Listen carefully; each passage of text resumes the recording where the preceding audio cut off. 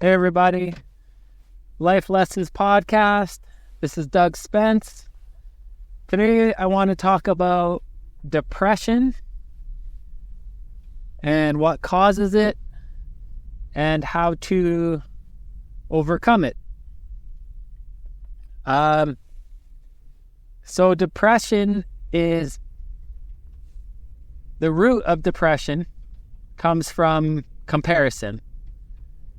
Whenever you compare your life to something else, or when you compare a person or a person's behavior to how you wish them to be, or you compare your life to something and how you wish it to be, or you compare yourself to some ideal and how you wish you were. So you have comparison and you have the wishing, and what you're wishing for, you're perceiving as somehow better than what you have or what you are. So that's really the root cause of depression is just wishing for things to be differently than they are. And it's a perception that in this idealized scenario that you are going to receive more benefit, more connections, more purpose, more abundance than your current situation.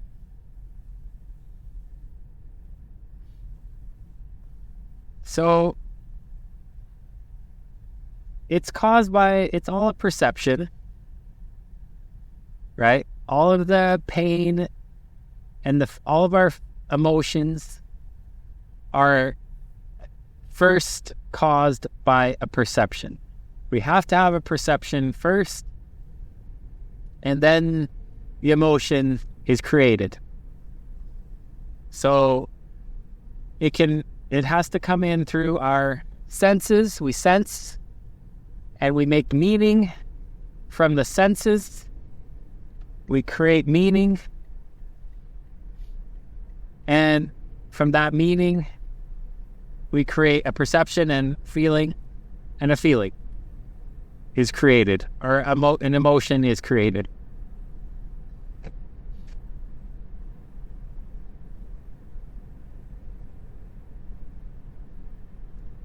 So if we go to the root, which is the perception, we learn to control that and start taking control of our perception, rather than just letting our perception just happen in an uncontrolled manner, I guess. We can start to control how we feel. And if we balance our perception, we're going to be in alignment with reality. And when our minds are in alignment, when our minds are balanced, we are going to feel peace. We're going to feel poise. We're going to feel fulfilled.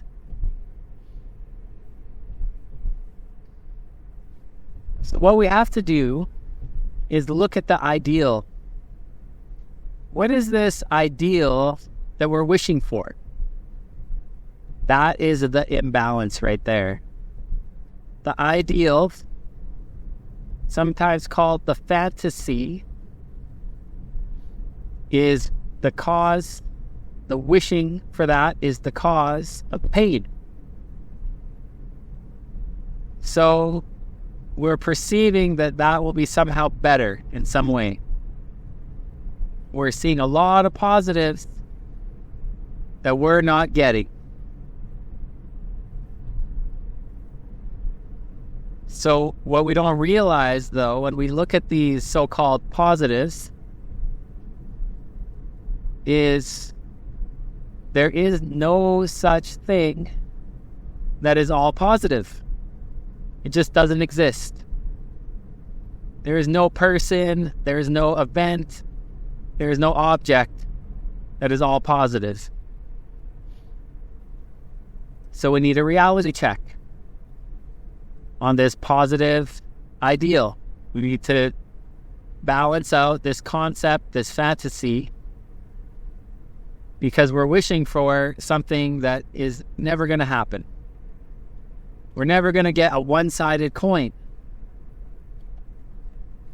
So let's get grounded and start looking at this situation more realistically. So right now, inflation is super high and young people are having trouble buying a home. There's this fantasy, this ideal that buying a home is somehow better than not owning a home. That you're going to get more pleasure than pain. You're going to get more good than bad. So let's look at the downside of owning a home to break the fantasy. First off, you have to get a mortgage out. And yes, now mortgages are huge and interest rates are high. But even in the past, it was a lot of money to borrow. So half of, let's say your mortgage is $1,000 a month. For the first few years of paying your mortgage, half of that is going straight to the bank in interest. So every month, you're losing $500 straight to the bank, going in interest. The other $500 will cover the principal. So there's a drawback to you. There's a financial drawback, financial downside to paying a mortgage. It's a lot of money goes toward interest. It's not until the latter half of paying down the mortgage that more than 50% of your payments are going on the principal of what you owed. Next thing, you buy the house and your water heater breaks because the house was 10, 15 years old, while water heaters only last 10 years. So now you get to spend another $1,000 to $2,000 on a water heater. And the shingles need replacing. So there goes another $7,000. And the washer and dryer start to wear out. Or the washing machine breaks. Well, now you just have to throw out the washer and the dryer and buy the new pair. Not to mention you have to buy a lawnmower and a weed whacker. And in the summertime, you get to spend your Sunday or Saturday morning cutting the lawns. So now you're losing time, not just money. And in the wintertime, you get to shovel your front walk whenever it snows. And the gutters need cleaning out so they don't start flooding and causing icy patches in the winter. So now you've become a maintenance man. You're not just a homeowner, now you're a maintenance man. You have to paint your deck. You have to buy paint. You have to learn about paint. So here are some of the downsides to owning a home. So that fantasy that you had is beginning to crack. Maybe some of that money could be going towards your nest egg instead, your retirement nest egg. if you're wise enough to start saving at a young age and investing in a diversified portfolio, maybe you'll be able to live off the interest of your nest egg one day. So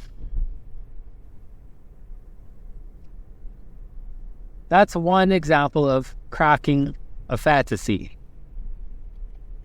Grounding an ideal and looking at the downside of the way you wish things were.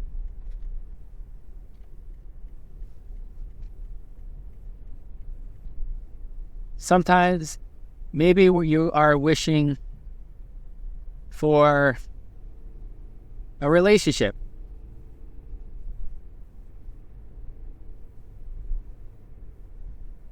So look at the downside of that. Get grounded in the situation so that once you can see both sides, the benefits and the drawbacks to your new relationship, well, maybe you're going to be spending less time with your friends because you're in a relationship. Maybe you're going to be spending less time on your hobbies, developing your skills in certain areas because you're in a relationship.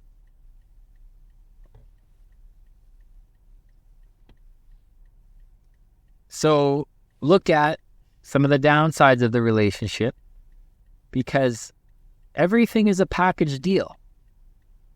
Like I said, there's no one-sided coin. So the downsides exist, whether you are aware of them or not. The downsides are there.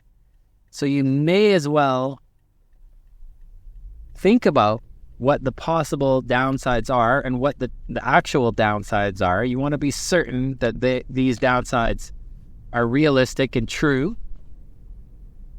So get certain so that you know what the downsides are. And if it's important enough to you to have that relationship or to have whatever it is you're wishing for, you're going in with full awareness. You realize it's a package deal and you're willing to take the bad with the good. And you get the good with the bad. You get the benefits with the drawbacks, and you get the drawbacks with the benefits. So you get both. And if it's in alignment with what's most important to you, then that's okay. You're okay with taking the package deal. But if you're wishing for a one-sided reality, you're not going to get it. And you're going to get feedback in the form of depression, frustration, anger.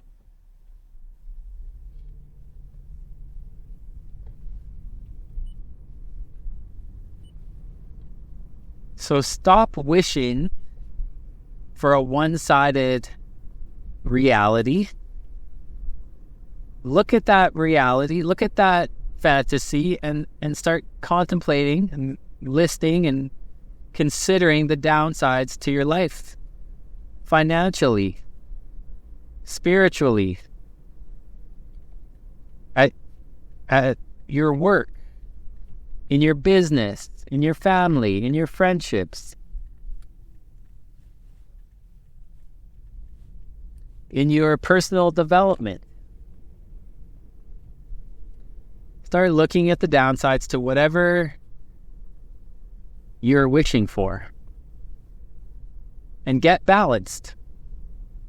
And if you found too many downsides, then again, look at the benefits, look at the upside.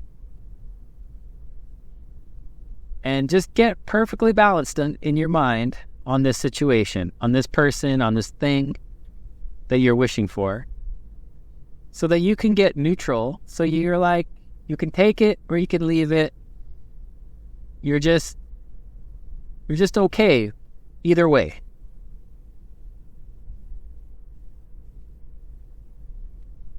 And this way you won't be so attached. You're not so attached in a needy, wanting, craving state of mind. this yearning desire for whatever it is, whether it be money or success or connection, whatever it is, a relationship.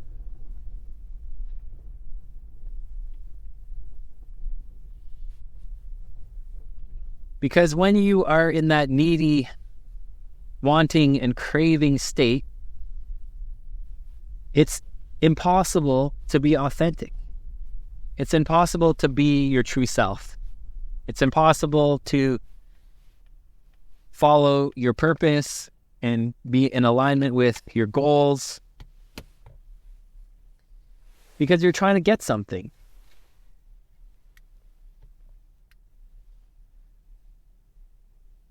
So, Life Lessons Podcast, how to deal with depression. Look at what you're wishing for. Look at the fantasy. Look at the ideal and ground the ideal.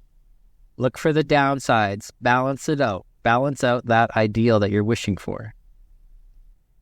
Look at the downsides. Look at the disservice. Look at the drawbacks. Look at how it's going to where it's going to create disconnection, where it's going to take you out of alignment of your path, of your purpose, where it could cause conflict.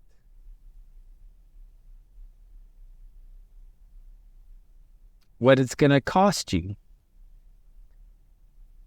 And just find just enough downsides so that you can get perfectly balanced on what that is. So you can see that it has both sides. That what you were wishing for was not this perfect situation. And if it's important to you, then continue to pursue it or let it. Once you're neutral, once you're balanced, you're more able to allow it into your life. It will flow into your life if it's something that you really want. You don't have to pursue it. You don't have to chase it. Okay, guys. Talk to you guys next time. If you're interested in coaching, reach out to me, SpenceLifeCoaching.com. Talk to you later.